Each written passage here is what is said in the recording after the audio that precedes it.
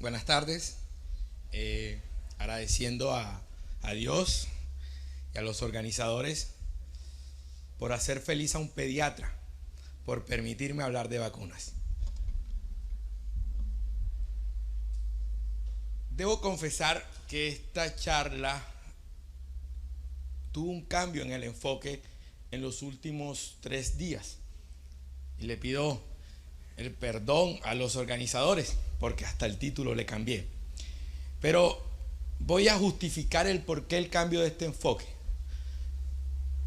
En mi práctica médica trabajo en diferentes instituciones en las unidades de cuidados intensivos. Y las 3 últimas semanas tuve la muerte de 4 niños por enfermedades inmunoprevenibles. Esto te obliga de una manera u otra a replantearte si la vacunación como medida para la prevención, para la disminución de la mortalidad, es una utopía. Y si es una utopía, ¿qué debemos cambiar para que deje de serlo? Hay 5 estrategias o 5 conductas que a nivel costo efectivo han demostrado una disminución en la mortalidad. Una de ellas, la potabilización del agua, la vacunación, el apoyo incesante a la lactancia materna, el tamizaje del cáncer de cérvix y del cáncer de mama, y por último, el uso racional de antibióticos. Sin embargo, las que ameritan costo, porque la lactancia materna, gracias a Dios, es gratis, la potabilización del agua y la vacunación son las 2 que más impactan. Pero aún nos preguntamos por qué, si impactan tanto, no se llevan a cabo.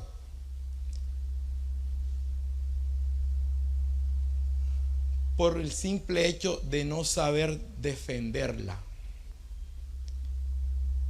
Si no sabemos defender una medida que entre los años 2010 y 2017 disminuyó la mortalidad en un 24% en los niños menores de 5 años, que ha logrado que en la región de las Andinas desaparezcan enfermedades como la polio, el sarampión, la rubiola congénita y el tétanos neonatal, y que según la Organización Panamericana de la Salud disminuye la muerte de 3 a 4 millones de personas por año. Pero es imposible defender lo desconocido. Entonces hablemos de criterios básicos con respecto a la vacunación. Por lo menos saber qué es una vacuna. La Organización Mundial de la Salud refiere a que una vacuna es cualquier preparación destinada a generar inmunidad contra una enfermedad, estimulando la producción de anticuerpos. Esta preparación pueden ser microorganismos muertos o atenuados o productos derivados del mismo. Hablar de qué es eficacia y qué es eficiencia. El objeto de toda vacuna es generar inmunogenicidad. ¿Y qué es la inmunogenicidad? La capacidad de producir anticuerpos. Cuando una vacuna es efectiva, cuando una vacuna impacta en la no presentación de nuevos brotes de la enfermedad. Pero la efectividad de una vacuna va de la mano de la cobertura. Si no alcanzamos una cobertura, la vacuna no va a ser efectiva. ¿Cuándo es eficaz una vacuna? Aquí miramos desde el punto de vista individual. Cito este ejemplo. Tomamos 200 personas. A 100 le inoculamos un placebo y a los otros 100 le colocamos la vacuna.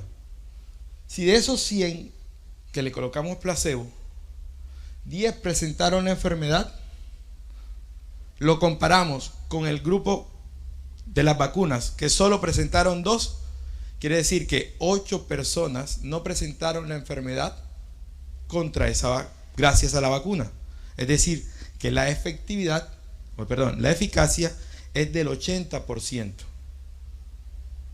Miren, todas las enfermedades que nuestro plan de inmunización previene son 30. Son 30 patologías, 30 motivos de consultas menos, 30 hospitalizaciones menos, 30 en ocasiones 30 razones menos para usar antibióticos de manera innecesaria. Pero eso no se da de la noche a la mañana. Para generar una vacuna, cada 10 años entran 10 en competencia, y de esas 10 solo clasifica una, y a esa una la calumniamos por todo, porque duele, porque pica, porque arde, porque da fiebre, porque voy para playa y me daña el paseo. Las vacunas son en medicina lo que más se apega al refrán: el árbol que más frutos da es al que más piedras le tiran. Entre los antecedentes importantes, la segunda fase del inicio de la vacuna contra el papilomavirus, el uso de la DPT en las mujeres embarazadas después de las 26 semanas. Pero miren que todo era lento hasta que llegamos al 2019 y 2020, y ahí se dio el despertar con respecto a las vacunas. Hicimos 4 vacunas para una enfermedad que nos estaba acabando. Hicimos 4 vacunas, pero la sociedad generó más de 1000 razones para no vacunarse. Ustedes ven eso y hasta a mí, que soy pediatra, me da miedo. Inentendible. Es difícil ustedes. Pero es que las vacunas no son del pediatra, no son del internista, no son del infectólogo. Las vacunas van desde el estudiante, la enfermera, la enfermera jefe, todos los que estemos en la salud. Tenemos que ser pro vacuna. Es más fácil, a mi parecer, que aprendamos cuándo tenemos que irnos a vacunar o cuándo tenemos que llevar a vacunar a nuestros hijos. Recién nacidos, 2, 4, 6, 7 meses, al año y medio, a los 5 años, y en el caso de las mujeres, entre los 5 y 17 años, para las vacunas con el papilomavirus. A las mujeres gestantes después de la semana 26 para la DPT, y después de la semana 14 para el virus de la influenza. COVID, Sinovac, 3 a 11 años, y Moderna, muy calumniada por los efectos adversos, pero es la que más estudios tiene en pediatría, en niños mayores de 6 meses de edad. Otro dato: las vacunas reducen el uso de antibióticos de manera innecesaria. Esto no lo invento yo. La doctora Khan hizo una revisión bibliográfica en el 2021 y sacó estas conclusiones que no son tan disparatadas. El uso de la vacuna contra la influenza disminuye el uso de antibióticos de manera innecesaria. ¿A cuántos niños no le han dado amoxicilina porque tiene fiebre y tiene moco? ¿Y esto qué genera? Mayor resistencia bacteriana. ¿Qué pasa? La vacuna, como dijimos anteriormente, la idea es producir inmunogenicidad, pero debe ser una molécula estable, y tiene 5 componentes esenciales toda vacuna. Una, debe tener un antígeno, que es el que va a generar todo, un ayudante que lo va a potencializar, un conservante, un antibiótico para evitar la proliferación bacteriana y un estabilizador. Y a veces el antígeno no es el que genera los efectos adversos. Los efectos adversos a veces se ven asociados a estos 5 componentes. Hablar del tipo de reacciones de vacuna es enorme. Hay reacciones inducidas por la vacunación, que son propias de la vacuna. Hay reacciones por defectos de calidad. En Haití, en el año 1987, hubo un brote de polio por una vacuna que en el traslado se inactivó. Y al inactivarse, generó una nueva epidemia de polio. Reacciones debido a procesos ansiosos relacionados con el acto vacunal. Carmen de Bolívar, vacuna por VPH. Más de 500 niños, histeria colectiva, y no se pudo demostrar que la vacuna esté relacionada con ninguno de los efectos. Pero en la retina del mundo es el caso de mayor idiosincrasia por parte de la vacunación. Eventos coincidentes con la vacunación. Hace 4 meses en mi red tuvimos un niño que nos llegó porque lo habían vacunado.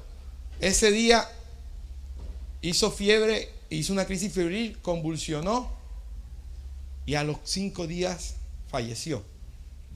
Y todo apuntaba a la vacuna. Los familiares apuntaban a la vacuna.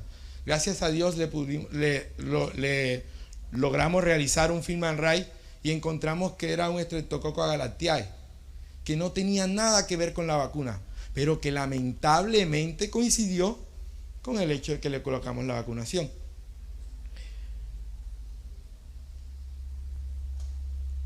Este estudio fue realizado en el año 2021.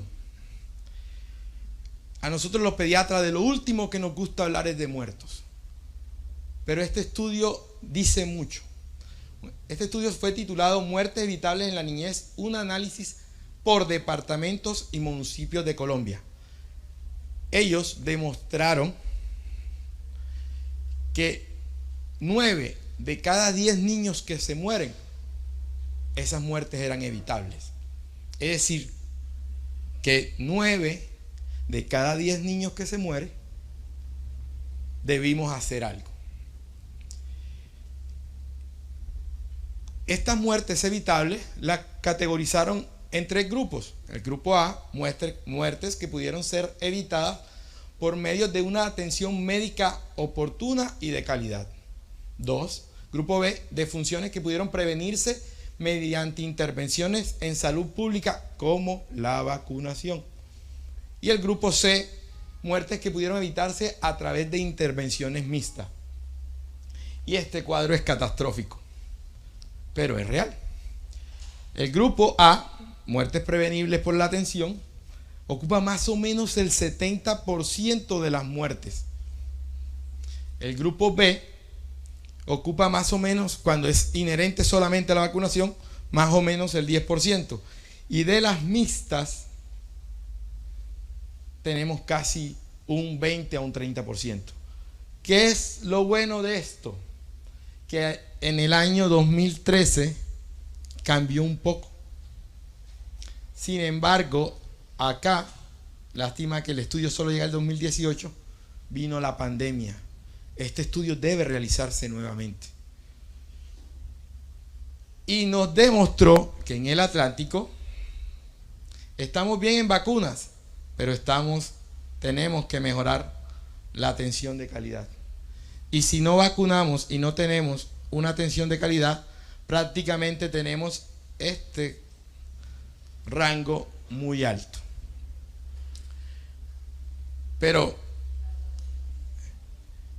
¿qué es la sociedad si no? ¿Qué es una buena sociedad si la estructura de esta, que es la familia, no está bien? ¿Cómo puedo yo pedirle a un padre que lleve a su hijo a vacunar cuando tiene 10.000 problemas? Este estudio fue realizado en Cartagena, determinantes familiares de cobertura de vacunación en menores de 5 años en el área rural. ¿Y saben qué demostró? Que la funcionalidad familiar influía mucho en la vacunación, que los hogares de padres separados u hogares disfuncionales se vacunaban mucho menos que los hogares funcionales. Los hogares funcionales, la cobertura en vacunas alcanzaba un 71.2%, mientras que de los hogares disfuncionales, la mitad de los niños no tenían las vacunas completas. Peor aún, y esto va para los hombres, de los hogares donde la mamá es la cabeza de familia, el 92% alcanzaba la vacunación completa. Donde el papá era el cuidador, solamente un 78%. Aquellos donde los ingresos eran mayores a un salario mínimo legal vigente, eran el 65% contra el 51%. Y aquellos hogares donde los padres no habían alcanzado el grado de bachiller, los niños tenían 3 veces más posibilidad de morir por una enfermedad inmunoprevenible.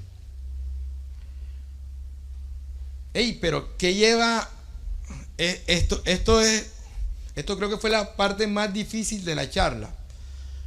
O sea, ¿cuáles son las razones para ser antivacunas? Primero, que hay una información errónea de la seguridad de las vacunas. Solo el 60% de las vacunas son percibidas como seguras. Yo recuerdo, nosotros tenemos que fomentar de que las vacunas son seguras. Yo recuerdo cuando nos colocaron la primera dosis para COVID. A mí eso me pegó horrible. Fiebre, dolor de cabeza, mareo. Pero a mí la gente me preguntaba, ¿cómo te fue? Bien. Porque yo fui uno de los primeros que me vacuné. Y si yo decía que eso era peor que el COVID, nadie se iba a vacunar. Y créanme que me fue peor que cuando me dio COVID. Pero gracias a eso, cuando me dio COVID no me dio tan mal. Interpretación errónea de la relación riesgo-beneficio. Si usted nunca ha visto sarampión, a usted no le va a interesar vacunarse contra el sarampión. ¿Para qué se va a apoyar contra algo que usted nunca ha visto? Aquí la vacuna es víctima de su propio éxito. Información errónea de la vacuna. COVID e influenza. ¿Cuántos de nosotros aquí nos vacunamos anualmente contra la influenza? Mentira. Eso es mentira. ¿Por qué? Porque solo decimos, la influenza me va a dar gripa, me va a dar fiebre, me va a dar tos. Y solo miramos ese aspecto. Pero lo que en verdad tenemos que mirar es que la influenza me va a evitar la encefalitis, me va a evitar la neumonía y me va a evitar la muerte. Desinformación sobre las vacunas de la sarampión. Miren, como decía antes, las vacunas son las más calumniadas. En el año de 1999, en Inglaterra, salió un estudio que es de 12 pacientes donde demostraban que había una relación entre autismo y vacuna del sarampión. Totalmente inexistente. Cada uno de 67 niños tiene autismo. Y eso no lo sabíamos hace 20 años. O ahora díganme ustedes si no estudiaron con un niño retraído en el salón, o un niño que de pronto tenía problemas para socializar. Pero como eso era desconocido, ese era el raro del curso. Sin embargo, se realizaron estudios serios y en el 2001 se desmintió totalmente esta conducta. Y en el 2011 se demostró que los que hicieron este estudio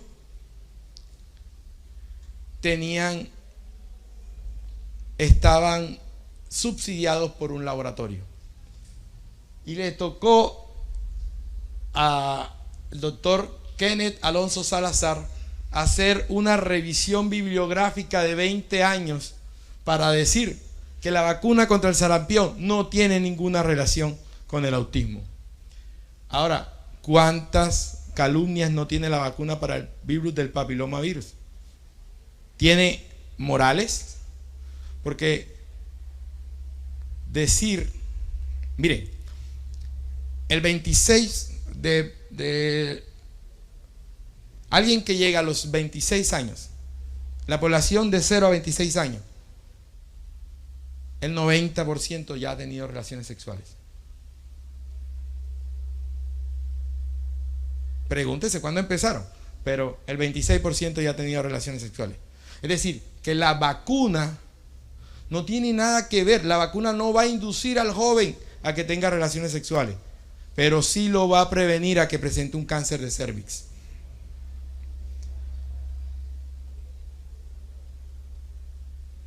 Sospecha de conspiración. Muchos de ustedes escucharon los que decían que el que se vacunaba contra el COVID le iban a colocar un chip y con eso iban a monitorizar. O sea, ese sería el negocio más tonto del mundo. ¿Cuánto vale un chip para yo gastármelo en? Hey, si no se quiere vacunar, recuerda, es dialogar. Siempre es dialogar, no confrontar, porque si confrontas no consigues nada. Si no se quiere vacunar, aplica la empatía.